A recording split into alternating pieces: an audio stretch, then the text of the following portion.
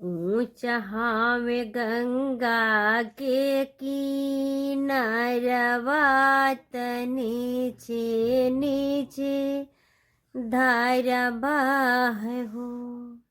मोरी बहिनी तेही बीचवा को दाई लेती रियावा डूबे के हमारी जाइत हो। मोरी बहिनी तेही बीचवा को दाई लेती रियावा डूबे के हमारी जाइत हो।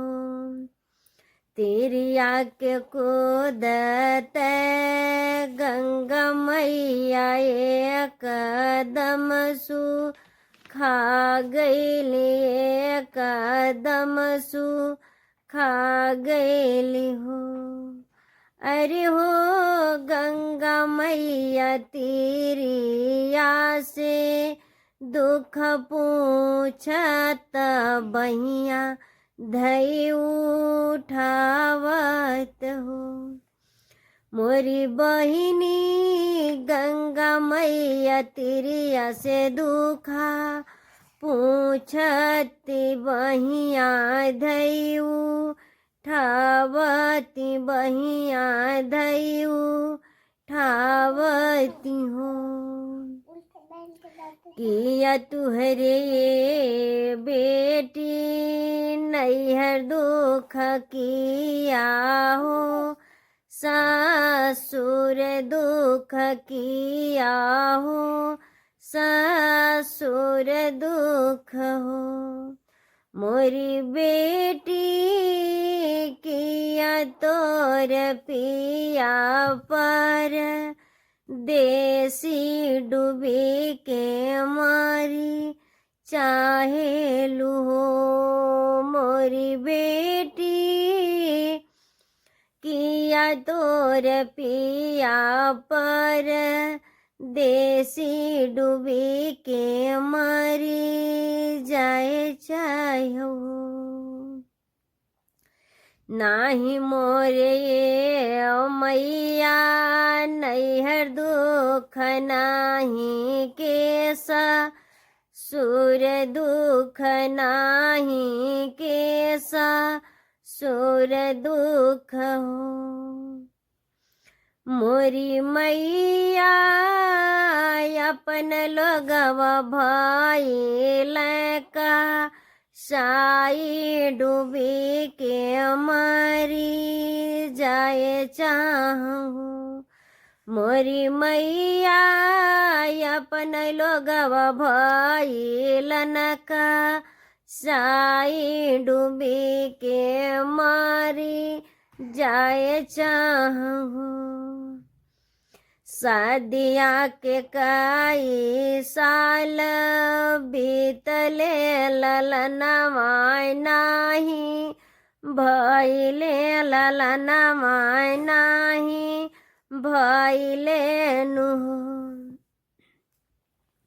मोरी मैया सासुरे के लोगवा मारी गाँव नैहरवा माई न चिन्हली हो।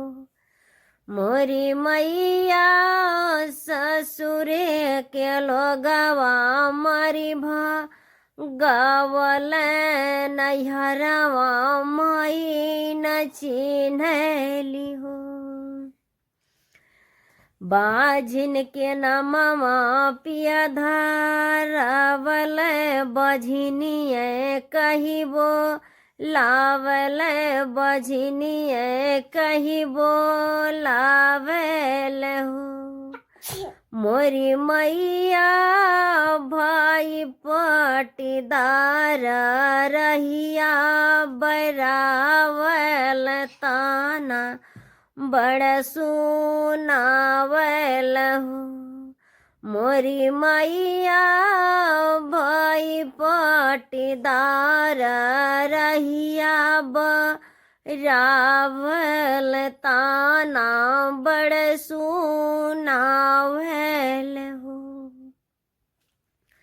सिरवा पे धाई माई हाथवा तिरियावा से काहे तिरियावा से काहे लिहो मोरी बेटी चली जाऊ अपने घरवा अपने भवन जाऊ बेटी आजुए के नावाए महीनावा ललनवा तुहरे होई है ललनवा तुहरे होई है नु पिया तुहर रानी कही बोलाई है ससुइया बहुरिया कही हो पिया तुहर रानी कहे बोलाई है सासु बहू कही है हो मोरी बेटी ननदी तुहर भौजी कहिबो लाई है भतीजा के खेलाई है नु मोरी बेटी ननदी तुहर भौजी कहिबो लाई है भतीजा वा खेलाई है नु।